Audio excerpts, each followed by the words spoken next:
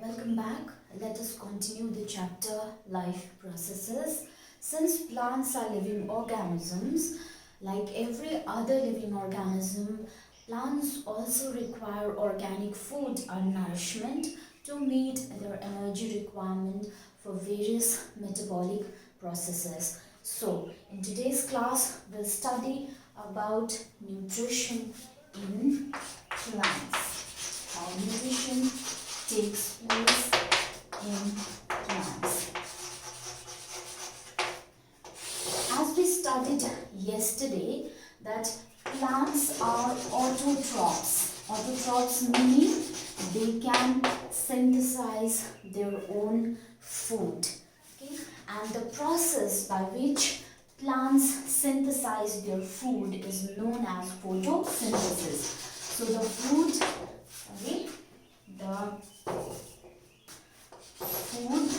making process in plants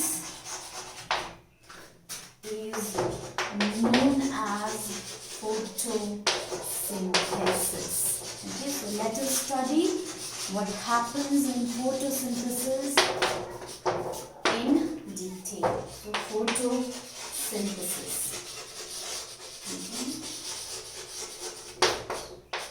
Photosynthesis is derived from two Greek words. Okay, two Greek words. One is photon, meaning light, and another is synthesis. Synthesis meaning putting together.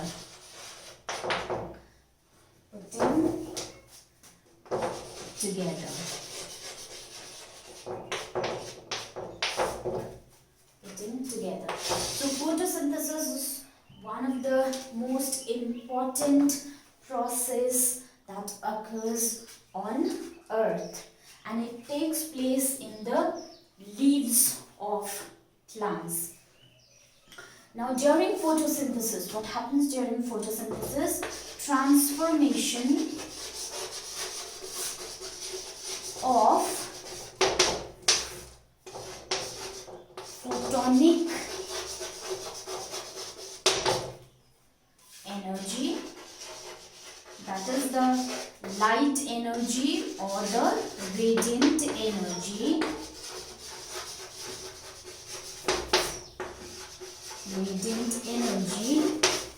into chemical energy. This chemical energy is locked up in high energy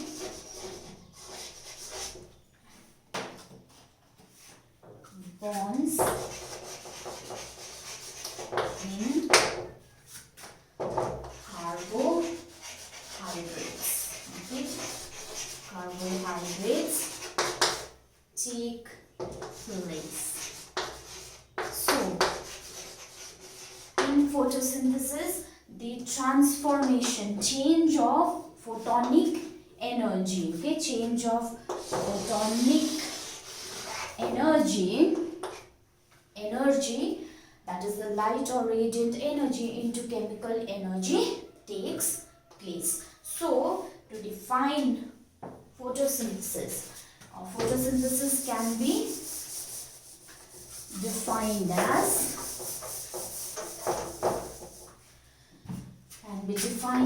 the synthesis of organic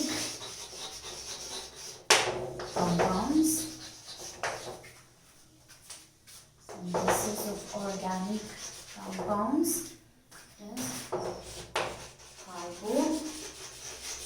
carbohydrates from carbon dioxide and water. I'm writing the short form. Carbon from carbon dioxide and water in green plants. The synthesis of organic compounds, that is carbohydrates, from carbon dioxide and water in green plants by using light energy or the radiant energy by chlorophyll molecules is known as photosynthesis. Is known as photosynthesis.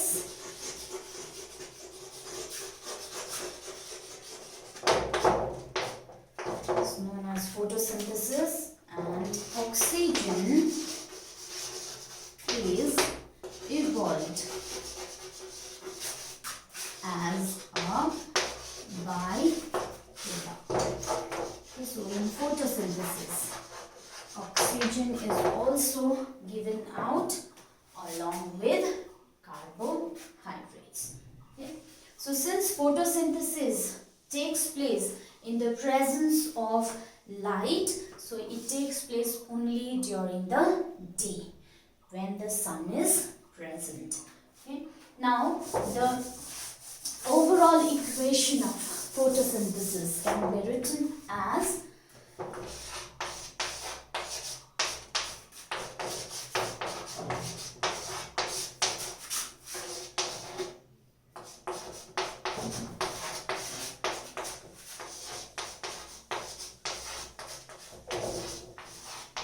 this is the overall equation of photosynthesis. Now the photosynthesis, the steps involved in photosynthesis are, there are 3 steps involved in photosynthesis. First is the absorption of solar energy by chlorophyll or light energy by chlorophyll. In the second step, the light energy is converted into chemical energy, as well as water molecules is split into hydrogen and oxygen. And in the third step, the carbon dioxide is reduced to carbohydrate by hydrogen using the chemical energy. Okay, so thus in photosynthesis, you can see that this carbon dioxide,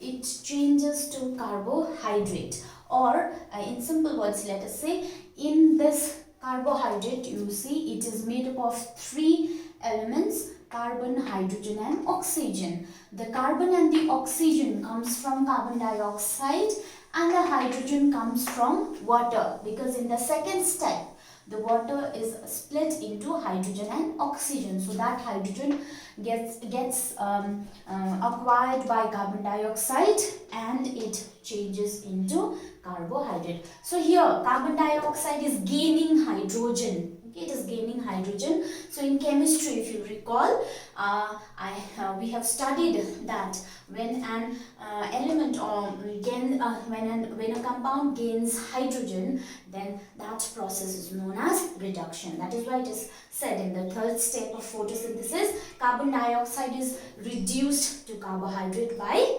hydrogen. Okay, so thus photosynthesis takes place. So the oxygen that is evolved during photosynthesis actually comes from water. Okay, the oxygen comes from water. Now the 3 steps that I have mentioned might not always take place one by one immediately. For example, in certain in desert plants, the desert plants, they take up carbon dioxide during night and they form an intermediate compound which is then acted upon by the energy that is absorbed by the chlorophyll during the day. So here in desert plants, the absorption of sunlight by chlorophyll does not take place in the first step, rather it takes place in the second step. So here the steps might not always be followed in a strict way, okay, but strict way. So this is how photosynthesis takes place. Now let us see what are the conditions that are necessary for photosynthesis.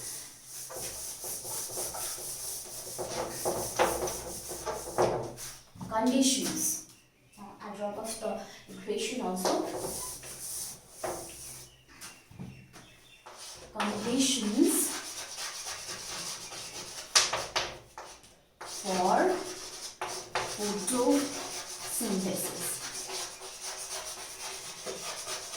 Now, the green plants, they take in carbon dioxide, okay, carbon dioxide from air through the stomata. Where is the stomata present?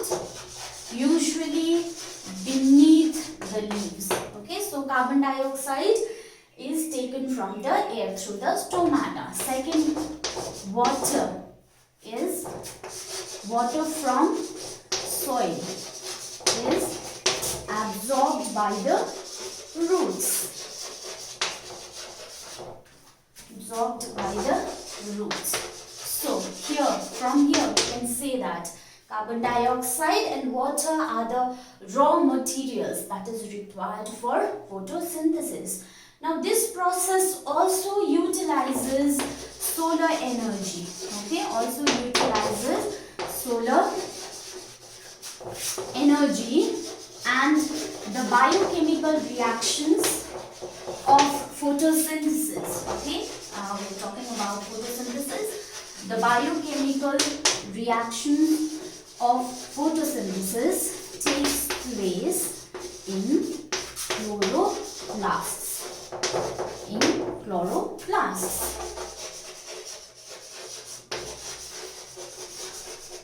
So from here we can conclude that the carbon dioxide, water, sunlight and chlorophyll are necessary for photosynthesis. This is how green plants obtain their nutrition. Okay. Now let us talk about an animal that how it obtains its nutrition or how nutrition takes place in a unicellular organism or an animal. Yes, I'm talking about amoeba. So let us talk about nutrition in amoeba. I hope all of you are familiar with amoeba. What is amoeba? If not, let us I'll give you a brief detail about amoeba. Amoeba is a aquatic protozoan animal which lives at the bottom of fresh water pools and streams and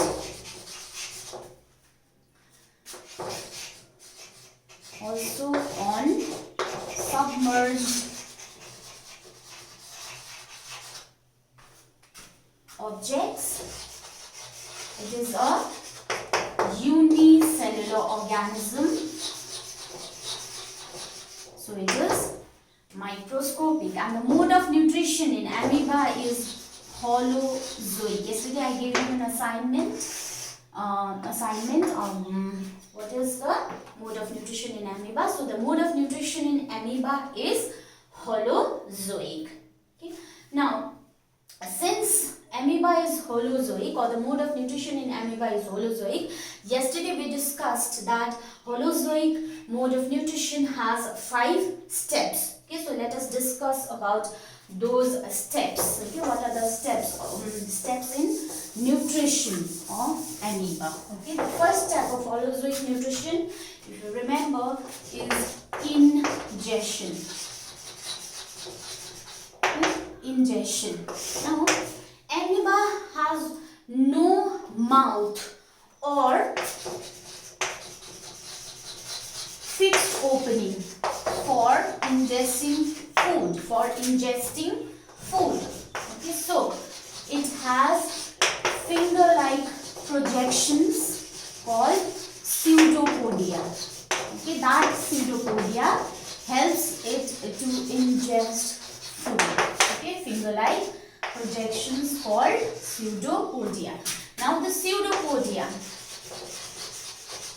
when the amoeba senses its prey or food, it will give out finger-like projections called pseudopodia. That pseudopodia will enclose the food and form food vacuole. Okay, so this mode of ingestion in amoeba is known as phagocytosis. Okay, this mode of ingestion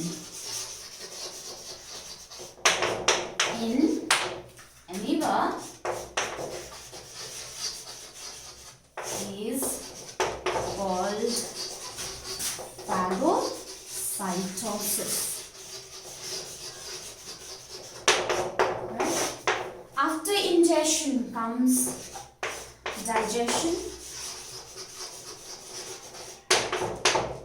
So the food is there inside the food vacuole. It has been enclosed into the food vacuole. So digestive enzymes will be released into the food vacuoles. Okay, digestive enzymes will digest the food. So digestive enzymes are released into the food vacuole by lysosomes. Okay, lysosomes. So lysosomes, the lysosomes are the organelles that are found inside any cell. Okay, they usually produce enzymes, and those enzymes will digest the food present in food vacuole. So such digestion is known as intracellular digestion. Intracellular digestion, it is occurring within the cell. If you remember, amoeba is a unicellular organism, means it is a single celled organism. So it does not have specific organs for digesting food. Everything happens within the cell. So since it is happening inside the cell, digestion is taking place inside the cell, so such digestion is known as intracellular digestion. The third step in holozoic nutrition is absorption. Okay, the third step is absorption.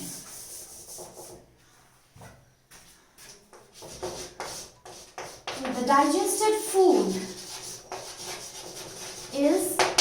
diffuses into the cytoplasm from the food vacuole. Okay, it will move out into the cytoplasm.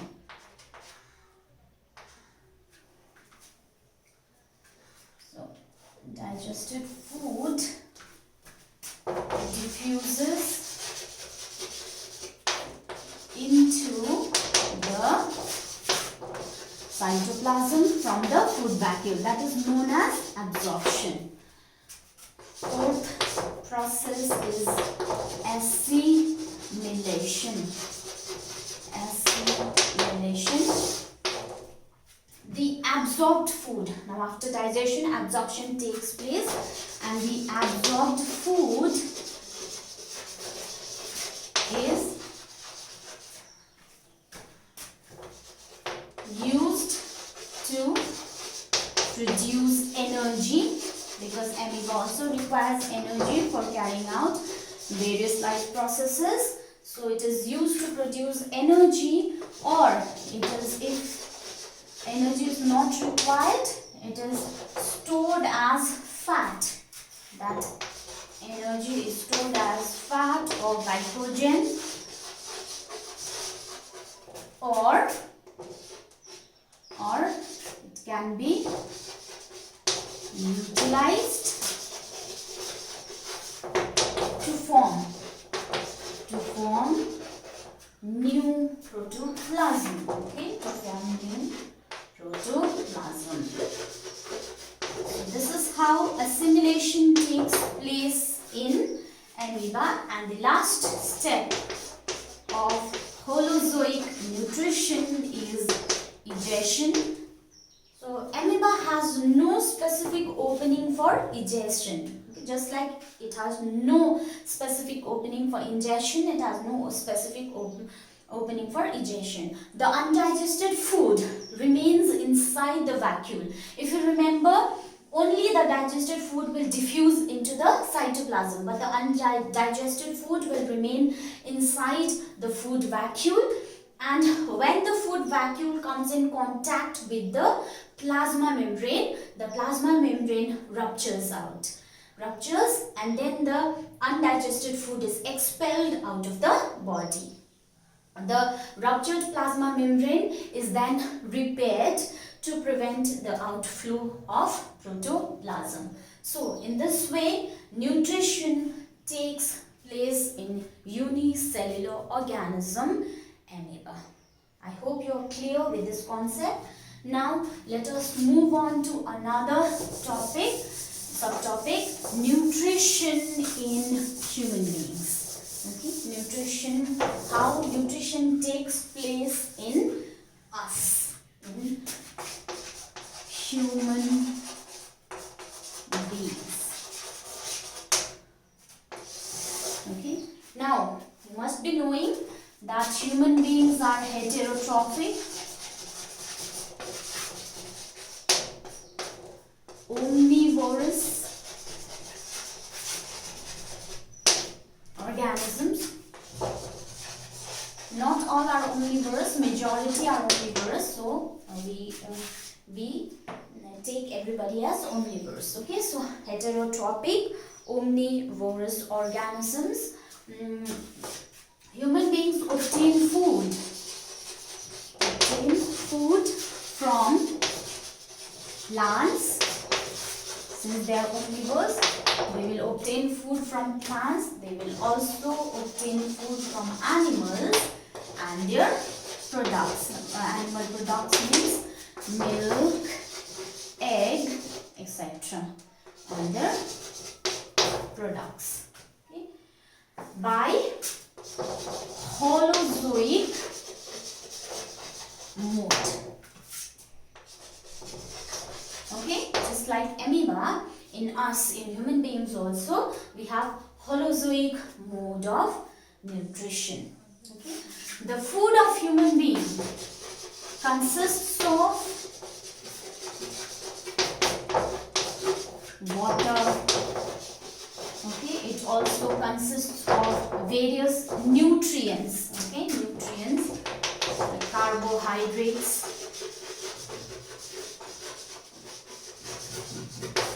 proteins, fats, vitamins, and minerals.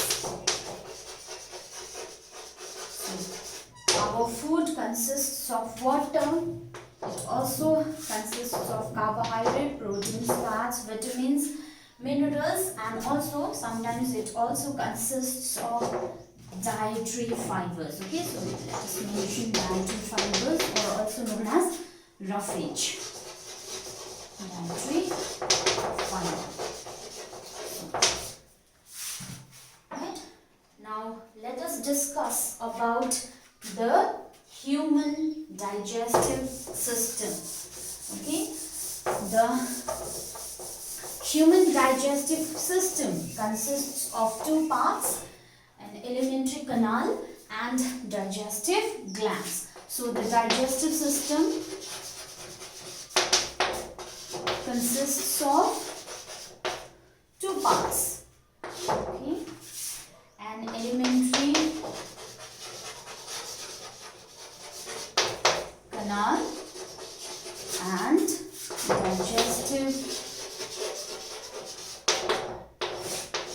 glands. The alimentary canal is a long tube with muscular walls and varying diameter. It extends from mouth to anus, okay? From mouth to anus.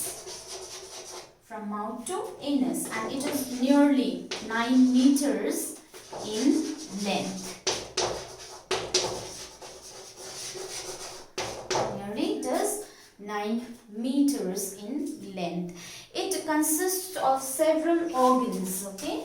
Specifically, it consists of 7 organs or 7 parts. So let us write down these parts. What are the parts of alimentary canal? Mouth,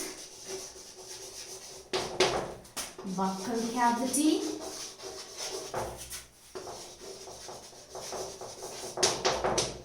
mouth, buccal cavity.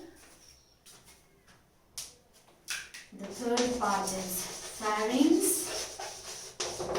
Fourth part is esophagus. Fifth part is stomach. The fifth part is a stomach. Sixth part is a small intestine or intestine. Small intestine. And the last part or the seventh part is large intestine. Okay, so these are the parts of the alimentary canal. Okay, we'll discuss about digestive glands later. First, I want to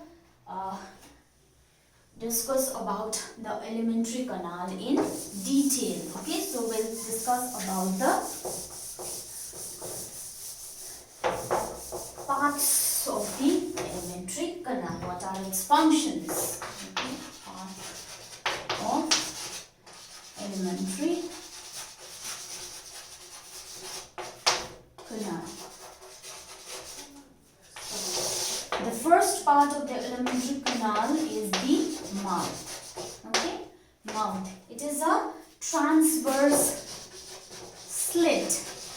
Transverse means lying across. It lies across. There is a slit. Okay, there is an opening that is transverse, and that slit is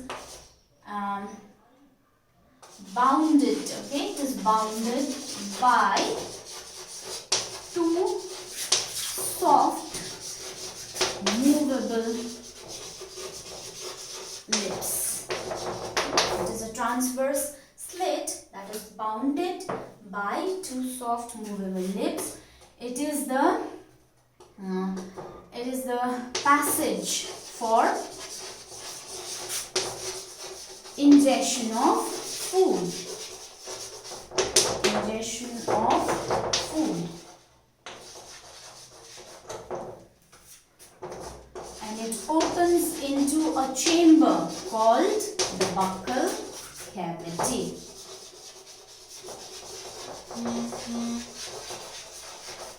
Called buccal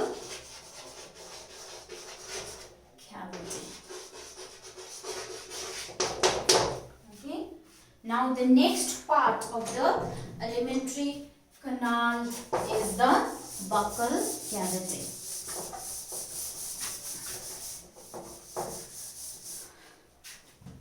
Is the buccal cavity. Now buccal cavity, it is a large space bounded cave-like structure. Okay, it is a large space or cave-like structure bounded above by palate. That is the roof of the buccal cavity. Okay, it's bounded above by palate, below by throat,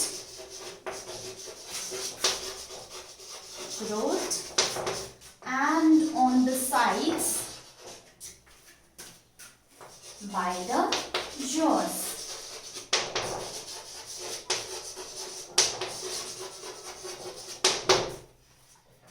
It is bounded on the sides by the jaws. Now the throat bears, or the throat supports tongue.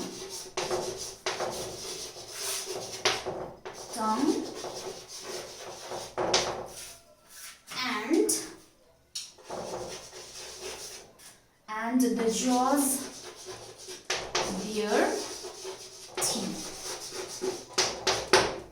Okay, so inside the buccal cavity we will find the tongue and the teeth.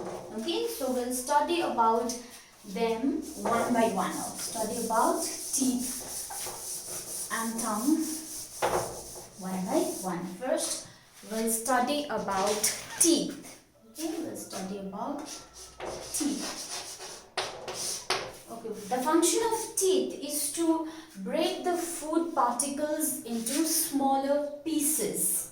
Okay, the teeth, it breaks the food into smaller pieces. Now, in the lifetime of an individual, two sets of teeth appear. Okay, the first set of teeth.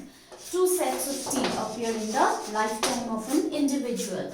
The first set of teeth is known as the milk teeth. Okay, milk teeth. It grows between 6 months to 12 months of age. Okay, and it is 20 in number. Total milk teeth is 20, and it starts falling at the age of 6. At the age of 6, and by 12 years it is completely replaced by permanent teeth. Okay, it is completely replaced by permanent teeth. So the second set of teeth that grows during the lifetime of a human being is the permanent teeth. Okay, so second set of teeth is the permanent teeth.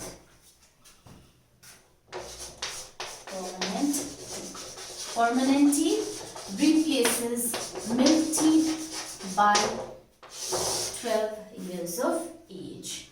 Now, this permanent teeth, it starts growing at the age of 6, and by 12 years it appears completely. Okay, starts growing at the age of 6. And by 12 years it is completed. The last 4 teeth, okay, last 4 teeth, commonly known as the wisdom teeth. Wisdom teeth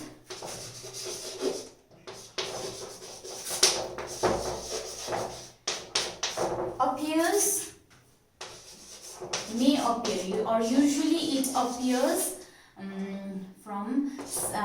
appears between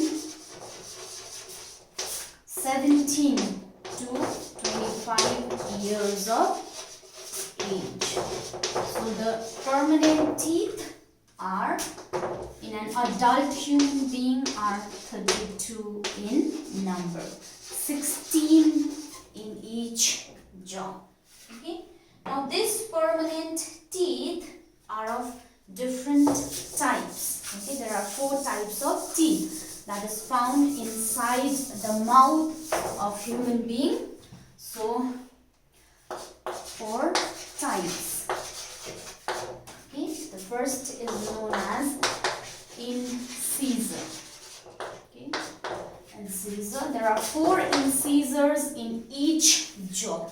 Okay, we have 2 jaws, upper jaw and the lower jaw. So in the upper jaw we have 4 incisors, in the lower jaw we have 4 incisors. So 4 in each jaw. It is sharp and has cutting edges. And has cutting edges. So it is used for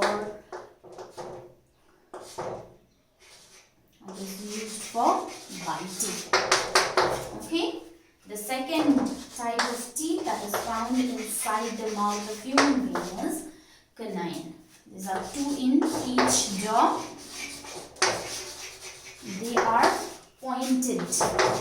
Okay, pointed. So they are used for tearing. Okay, tearing the flesh or meat of animal. Okay, usually. The third one is premolars. These are 4 in each jaw. 4 in each jaw. They are used for grinding the food. And the last one are molars. Fourth one is molar. It is 6 in number.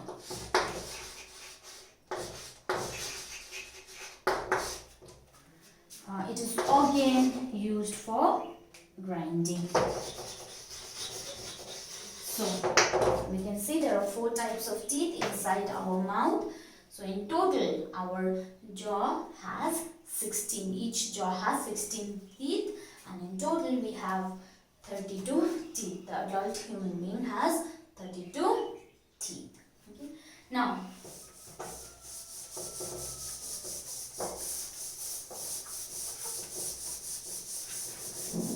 the human beings, the teeth of human beings has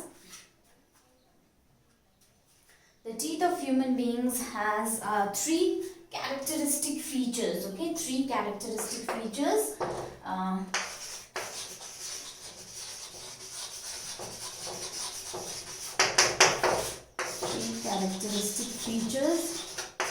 First is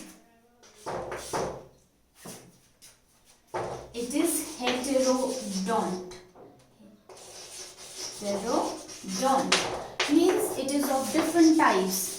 We saw that there are 4 types of teeth: incisor, canine, premolar and molar. So that type of dentition where there are different types of teeth is known as heterodont. Second is diphyodont or diphyodont. So it means we have 2 sets of teeth during our lifetime, the milk teeth and the permanent teeth. And the third is characteristic feature of our teeth is it is thecodont. Thecodont means it is embedded inside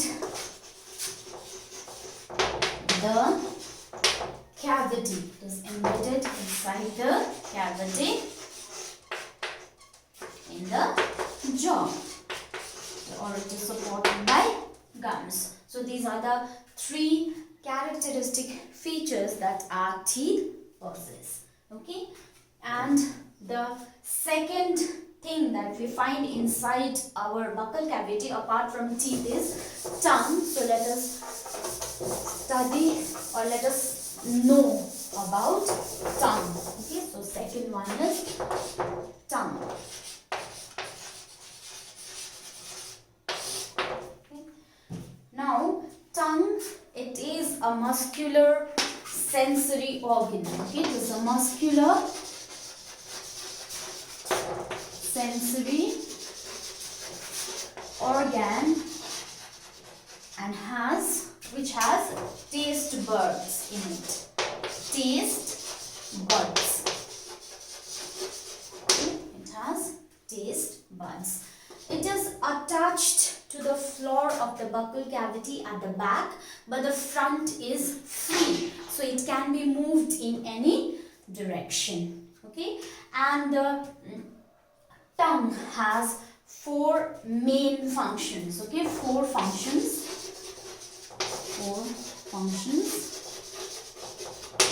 Okay, let us mention them one by one. First is it helps in talking. It helps in talking.